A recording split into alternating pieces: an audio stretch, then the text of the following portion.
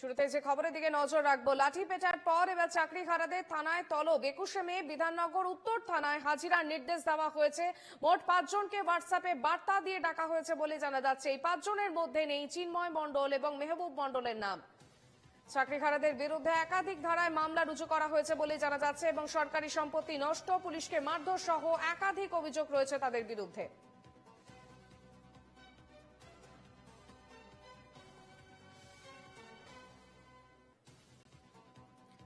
বৃহস্পতিবারের ঘটনাকে কেন্দ্র করে 21শে মে বিধাননগর থানায় হাজিরার নির্দেশ দেওয়া হয়েছে। এবার বৃহস্পতিবারের ঘটনায় তলব বিধাননগর উত্তর থানার।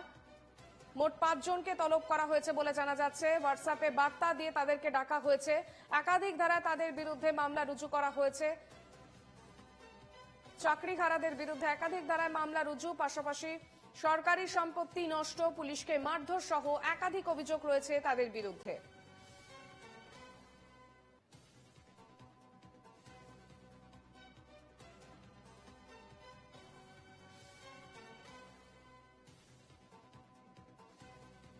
আমাদের সঙ্গে সরাসরি রয়েছেন আমাদের প্রতিনিধি বিউ সরকার। বিউ, যে ছবি আমরা দেখতে পাচ্ছি বৃহস্পতিবারের ঘটনা, এবার বিধাননগর উত্তর থানা থেকে তলব করা হয়েছে 5 জনকে।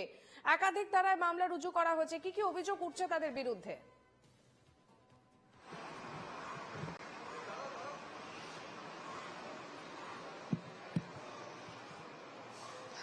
একদমই।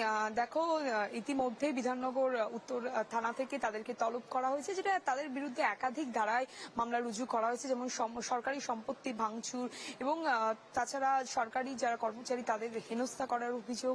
এইসব তাদের নানা অভিযোগে তাদেরকে ইতিমধ্যেই বিধাননগর উত্তর থানার পুলিশ বেশ কয়েকজনকে তাদেরকে তলব করেছে।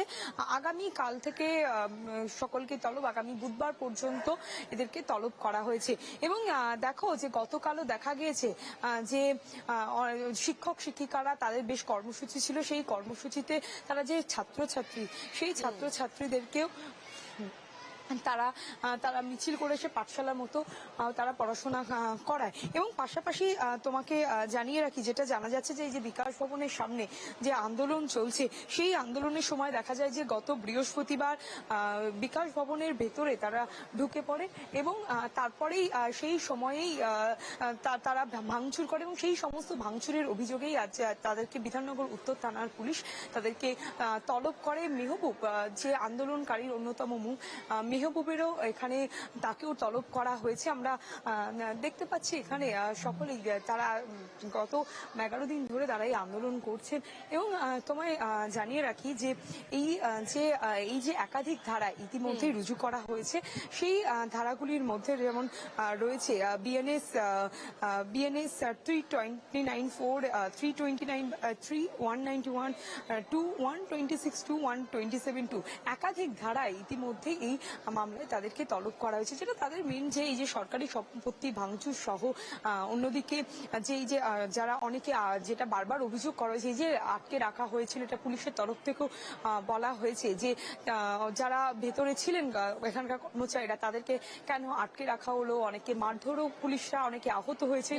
সেই সব কারণে মেহবুব সহ যারা এই আন্দোলন অর্থাৎ যোগ্য শিক্ষক শিক্ষিকা অধিকার মঞ্চের যে অন্যতম মুখ মেহবুব মণ্ডল এবং অন্যতম মুখ রয়েছে চিন্ময় মণ্ডল। যদিও চিন্ময় মণ্ডলকে এখনো পর্যন্ত তলব করা হয়নি, কিন্তু মেহবুব মণ্ডলকেও তলব করা হলো এবং বাকি আরো প্রায় 5 থেকে 7 জন তাদেরকে তলব করা হয়েছে। আগামীকাল থেকে আগামী 20 তারিখ পর্যন্ত এই তলব করা হলো।